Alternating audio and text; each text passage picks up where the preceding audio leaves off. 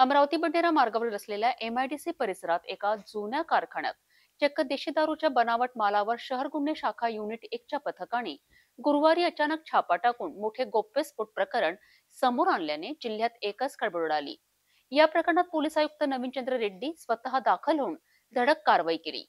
छापा मारीत बनावट देशी दारू मालासह कच्चा माल आणि एक कार असा एकूण 10 लाखाच्या वर मुद्देमाल जप्त करून तिघांना ताब्यात घेतले। या प्रकरणात आणखी कोणाकोणाचा समावेश आहे याचा पोलीस आता कसून शोध घेत आहे। या कारवाईनंतर पोलीस आयुक्त नवीनचंद्र रेड्डी यांनी पत्रकार परिषदेत आपली माहिती स्पष्ट केली। एका जुन्या कारखान्यात गेल्या 6 महिन्यांपासून सुरू असलेल्या बनावट देशी दारू कारखान्यावर शहर गुन्हे शाखा युनिट 1च्या पथकाने धाड टाकून प्रकरण उजेडात आणल्याने जिल्ह्यात बनावटी देशी दारू बनविणारे रॅकेट उघडकीस आल्याने एकच खळबळ उडाली आहे।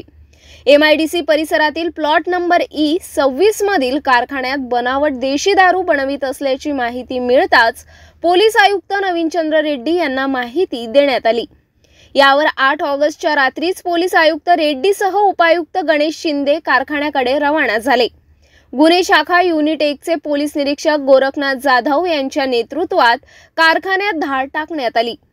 या कारवाईत पोलिसांनी मोतीनगर बगीच्याजवळ राहणारा 42 वर्षीय हर्षवर्धन रमेश सपकाळ, गणपतीनगर लॉर्ड्स हॉटेल मागे राहणारा 43 वर्षीय सागर सुरेश तिवारी तर किरण नगर राहणारा 24 वर्षीय योगेश विकास प्रधान या तिघांना ताब्यात घेण्यात आले।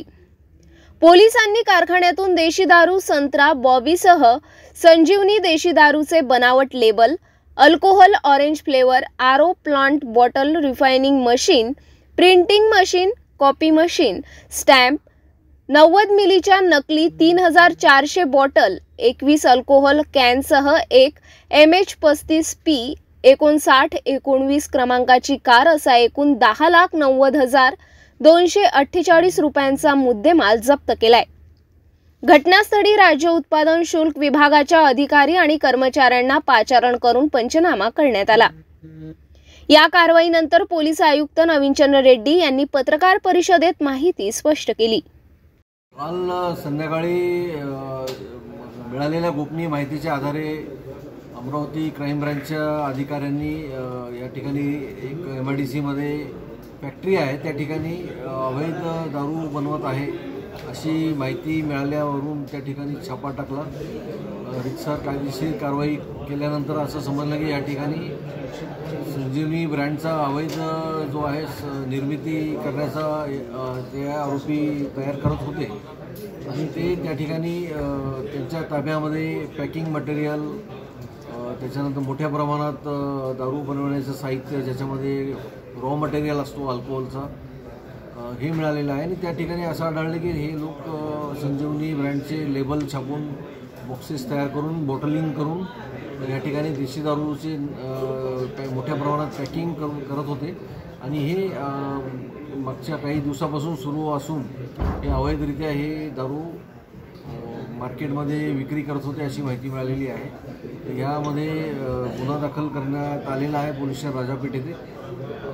त्याच्यामध्ये दारू महाराष्ट्र दारूबंदी जे प्रोहिबिशन ॲक्ट आहे त्याच्या गुन्ह्यासोबतच BNSचे कलमसुद्धा लावण्यात आलेले आहेत, ज्याच्यामध्ये चिटिंग आहे, फोर्जरी आहे आणि 328 जो जुना सेक्शन होता त्याच्यामध्ये याच्यामध्ये लावण्यात आलेला आहे। आणि याच्यानुसार पुढील तपाससुद्धा करण्यात येईल। याच्यामध्ये कोण इन्व्हॉल्व होते, कोण याच्यामध्ये विक्री करत होते आणि कोण यांना रॉ मटेरियल पुरवत होतं आणि इलिगल मॅन्युफॅक्चरिंगला यांना कोणी मदत केलेली आहे या सर्व बाबीचा तपास करण्यात येईल।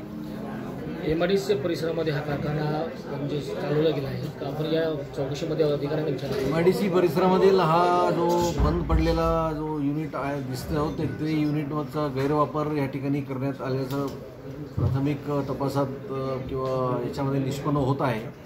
याच्यामध्ये कोणी सहकार्य केलं, कशाच्या आधारे केलं आणि ती जागा का वापरायला दिली त्या संबंधित लोकांची सुद्धा तपासामध्ये चौकशी करून पुढील कारवाई करण्यात येईल।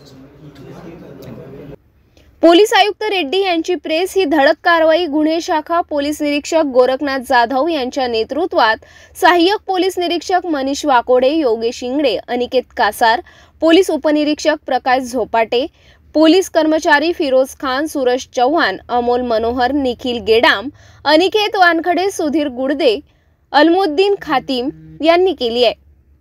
राजापेठ पोलीस स्टेशन हद्दीत MIDC मध्ये गेल्या 6 महिन्यांपासून देशी बनावट कारखाना सुरू असताना येथील MIDC प्रशासनाला अद्यापपर्यंत माहिती नव्हती का? राज्य उत्पादन शुल्क विभागाच्या अधिकाऱ्यांना सुद्धा या घटनेची माहिती नव्हती का? या प्रकरणात कोणाचा समावेश आहे का? हीच बनावट दारू जिल्ह्यात कुठे विकली जायची? कारखान्याचा मास्टरमाइंड कोण आहे? MIDC प्रशासन अधिकाऱ्यांची चौकशी होणार का? असे अनेक प्रश्न आता उपस्थित होत आहे।